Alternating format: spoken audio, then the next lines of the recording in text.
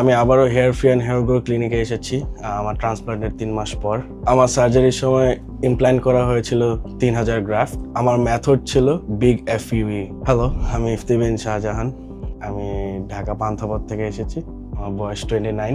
ট্রান্সপ্লান্টের 2 weeks পর থেকে আমার শেডিং পিরিয়ড শুরু হয়, তখন আমি একটু ঘাবিয়ে গিয়েছিলাম। দেন ডক্টরের সাথে আমি কনসাল্ট করলাম। দেন ডক্টর আমাকে বলছে না, এটা নর্মাল থিং, এটা পার্ট অফ আ ইমপ্ল্যান্ট।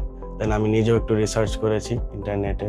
দেন আমার কয়েকটা ভাই ব্রাদার করেছেন, ওদের সাথেও কনসাল্ট করেছি। ওরা বলছে it's a part of implant, so nothing to worry about it.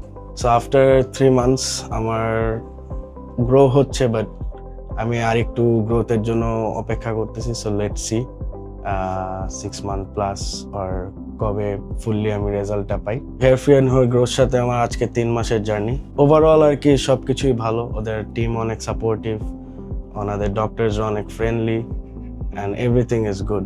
So আজকে আমার 3rd PRP ছিল। আমি 3টা PRP দিয়েছি 3 মাসে 3টা। Thank you Hair free and Hair grow.